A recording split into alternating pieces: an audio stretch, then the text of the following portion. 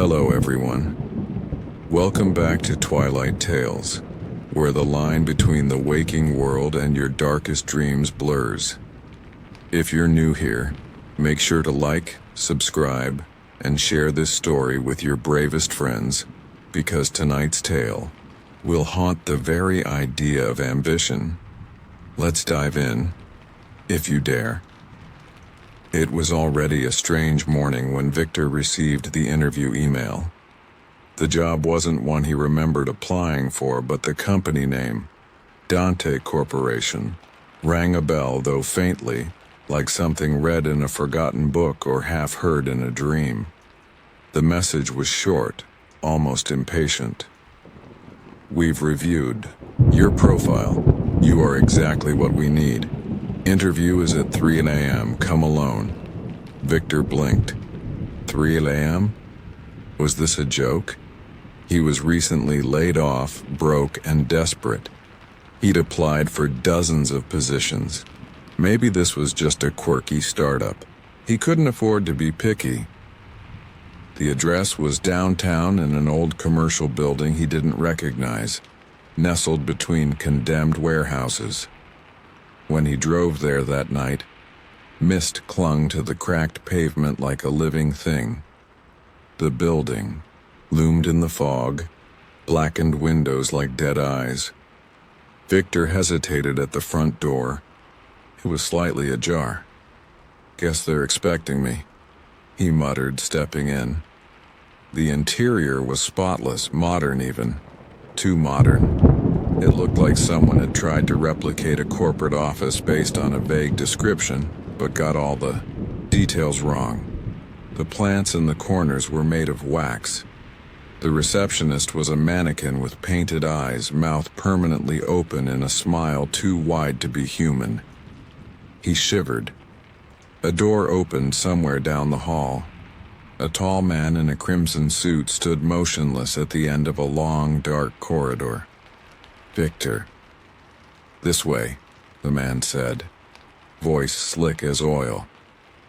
Victor followed. Every step echoed like a scream down a canyon. The interview room was dimly lit. A long table stretched farther than seemed possible in the cramped building. 6 people sat across from him, faces obscured by shadows. Only their mouths were visible, and every smile was unnaturally wide, teeth glinting like knives. "Thank you for coming, Victor," one of them said. "We've been watching you. I wasn't sure if this was real," Victor stammered. "The time, the place." Another voice cut in. "You want purpose, power, legacy. We can offer all of it." He swallowed hard. "What exactly is the job?" A pause. Then the man in the crimson suit stepped forward and placed a single sheet of paper on the table. It was blank. "Sign and you'll know everything." Victor hesitated. "There's no offer on it. No terms. Everything you truly want is already written, but only the worthy can see it." Victor looked at the paper. At first, nothing. Then slowly, black ink began to form on the page, curling like smoke, forming letters that twisted and shimmered. The salary was 7 figures. Perks beyond belief. Position, executive sole broker.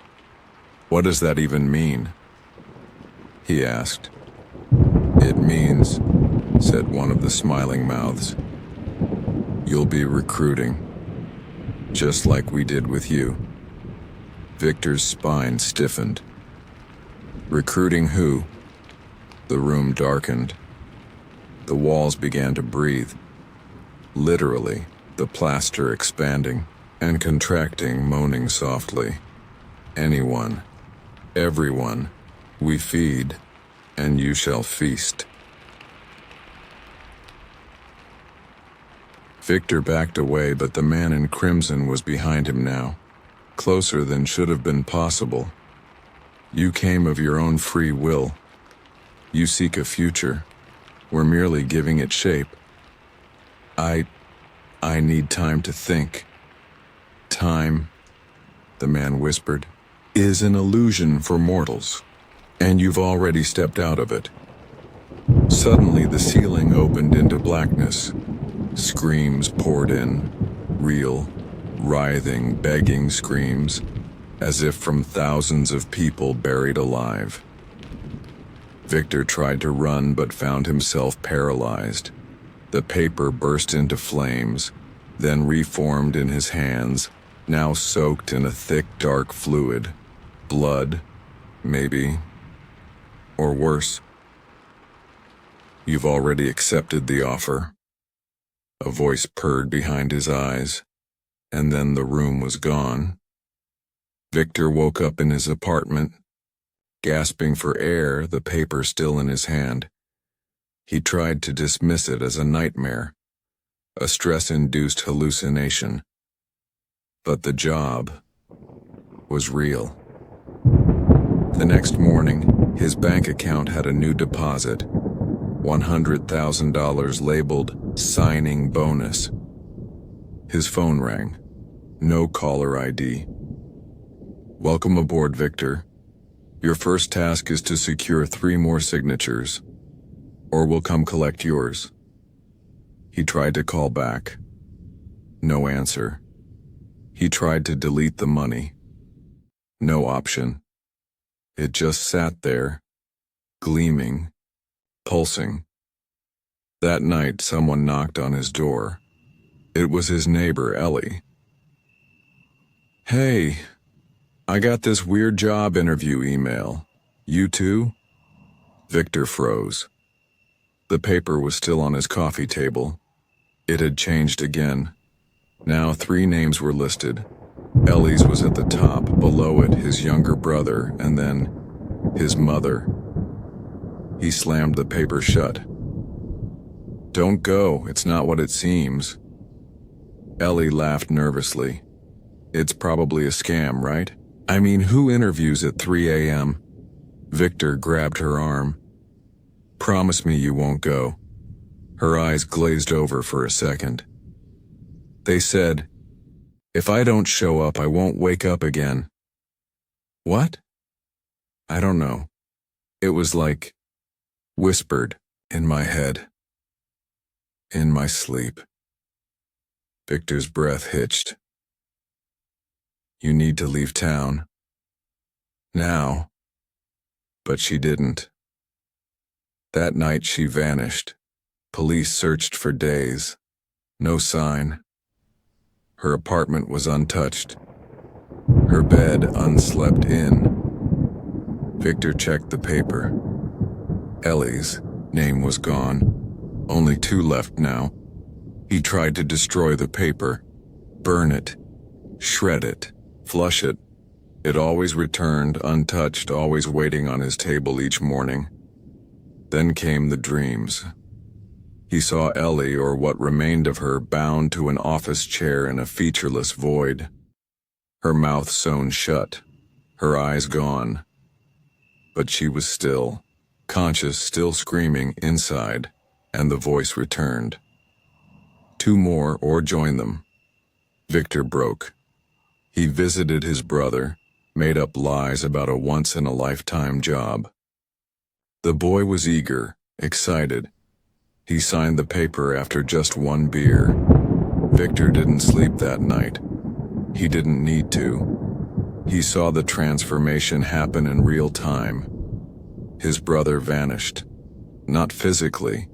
He was still alive. Working somewhere. No one could find. Unreachable by any phone or map. But the light in his eyes? Gone. As if his soul had been filed away in a cabinet labeled expendable. Only 1 name remained now. His mother. Victor tried to warn her. She listened quietly, her frail hands folded on her lap. I've known, darling. she said softly. What do you mean? I signed my own deal a long time ago. He stared at her, horrified. I thought I could protect you. But this company never stops recruiting. Suddenly her form shimmered. Her eyes flickered red. They offered me retirement, peace, if I handed them someone special. Victor screamed. But there was no sound. He was back in the interview room, now strapped to the chair. The long table stretched infinitely. 1,000 mouths grinned in the dark. The crimson-suited man leaned close, his breath like brimstone. You've done well. One last question. Would you like to be permanent staff or processed inventory? Victor tried to speak, but his mouth was gone. He looked down. The paper was in his lap again. Blank. Then came the words. Welcome, Executive Soul Broker. Training begins now. Somewhere far away, a new email was sent. We've reviewed your profile. You are exactly what we need. Interview is at 3 a.m. Come alone. And the cycle continued. If you're still with us, don't forget to like, subscribe, and share this tale, because the next job opening might be for someone you know. Sleep well, if you can.